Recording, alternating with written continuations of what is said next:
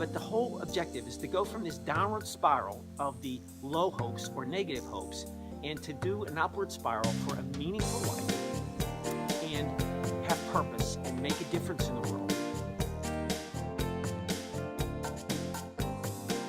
Dr. Dan here, and I guide students to be smart about higher education and live a life that matters.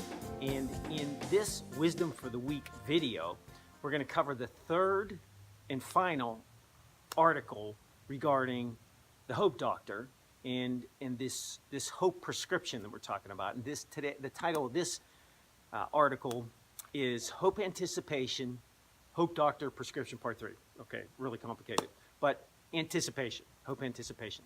Now there's an author out there named Judith Miller, and she has a definition for hope that I thought was pretty good. And we're talking about high hopes now, the good ones, the spiraling up. We're going to talk about long-term hopes. So she says, hope is anticipation of a future which is good and based upon relationship with others, a sense of personal competence, coping ability, psychological well-being, optimism, purpose, and meaning in life, as well as a sense of the possible. I think that covers a broad spectrum, and it's kind of a neat thing about what hope is. It kind of gives us a fresh outlook on it. And I look at that now as we just got a fresh snow, and it's snowing now, and snow kind of brings a freshness, a new start, a good outlook on things. So I thought it was an appropriate setting here in addition to me liking being outside. So this article that we're going to talk about, this video that we're covering, more research than the first two. I'm going to get a little research heavy here to give you the perspective of where hope fits in. And it fits into so many things that are research-based and helps us psychologically in figuring things out. But first we're going to cover the high hopes, the long-term high hopes. So there's 8 of those. Remember, there were 8 short-term hopes, and there were 8 low hopes. There were 8 short-term high hopes and 8 long-term high hopes. So 16 high hopes or good hopes for the 8 low hopes or ones that were spiraling down, 16 spiraling up. The original article was 2 highs for every low. So we're covering the last 8 here, and these are the longer term ones. So wholesome hope is like it's a big picture and covers all facets of life. Good and trustworthy relationships involve wholesome hope. Continuous hope is a chronic illness or pain, but I'm able to work through that because I have continuous hope as I look on the good things and I choose to not look at the bad things and the hard things of this illness. Hope beyond hope would be Holocaust survivors. Viktor Frankl wrote a book, The Meaning of Life, and he went back and looked at all the people that survived these death camps. And the ones that did had hope beyond hope. They had something to live for. The ones that gave up, they died sooner. Now, they all went through hardship, but some survived based on something they had to hope for beyond that place, that dreary place, in those circumstances. Hope of righteousness. There are people that hope that good will prevail. There's a high level of integrity and justice, and there's an overseeing thing. Maybe it's part of your higher power, your belief in God or whatever, but you hope in righteousness and you believe that justice will prevail. Better hope. That's an expectation of improvement.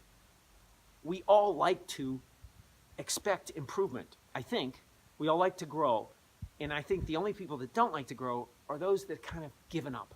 They're in the downward spiral, and they're kind of giving up. They've believed some of the lies surrounding their life, and they just give up. So they don't have that better hope. But it's good to get that better long-term hope that believing, even if I'm going through difficult times, I will be able to prevail, and good things are down the road.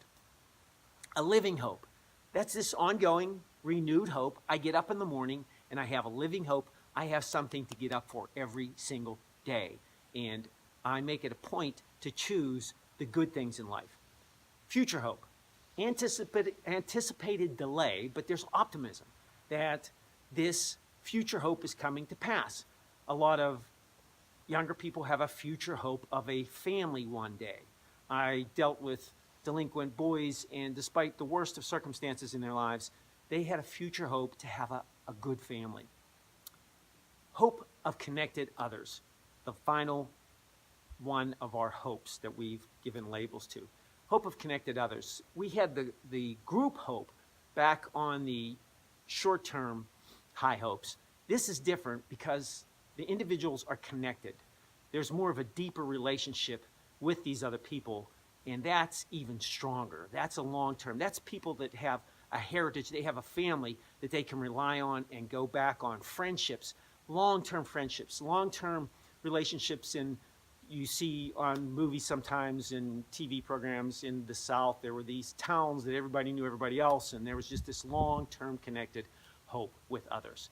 So the whole objective of all these hopes, and again, if you have different names and you want to put different labels for the hope concepts or categories, do so. Whatever works for you. But the whole objective is to go from this downward spiral of the low hopes or negative hopes and to do an upward spiral for a meaningful life and have purpose and make a difference in the world. There's an author out there, a university professor. Her name's Nicole Hassan. I hope I'm pronouncing that correctly. But she summarizes hope as a virtue of creative resolve. That would be going back to that hope of righteousness, where when people believe that they're doing the right thing and things are good and righteous and just, they get creative and they actually make a virtue out of it. So there's a virtue of creative resolve. There's another professor or researcher out there, that Michael Malona, and virtuous hoping is having one's priorities straight. So when I have virtuous hope, that means I know what is important in my life. I count on that, and I rely on it. Even when I feel differently, I can count on this virtue of hope to steer me in the correct direction. So there's a connecting concept here of optimism. Hope and optimism are different and distinct, but they're always associated. They kind of go together. There's an author, and I've mentioned her before, Jane McGonigal, and she wrote the book Super Better, and that's where she overcame depression in her life. And she labeled and fit in hope in what she called a sequence of outcome ideas. So I've got this outcome, and I want this to happen, but there's a sequence, according to Jane, and from her research and from what she has seen. So hope is the belief that something can happen. It starts with the foundation of hope, and hope is that belief. Optimism is a belief that an outcome is likely to happen, and then thirdly, in this sequence, is self-efficacy is a belief that not only is it likely to happen, but that you have the power to make it happen. The key is, the foundation here is hope. It starts with hope, then it goes to optimism, then it goes to self-efficacy, which is a perceived capability. If I think I can do it, then I can. And that's not delusional things, but that's this expectation that I'm just not certain I can do it, but I'm going to attempt to do that, and I certainly have the ability to do that. Another researcher, Angela Duckworth, in her book, her best-selling book, Grit, The Power of Passion and Perseverance, she brings up this concept of grit, and this is this kind of resilience, this stick-to-itiveness. And she isolates 4 characteristics of grit paragons. And paragons are just ideal scenarios and things that make up this situation that make up grit. Okay, just make up grit. So first would be interest. You got to be interested in something to stick to a cause or a purpose, and you have to have interest in it, some passion, some meaningfulness behind what you're doing.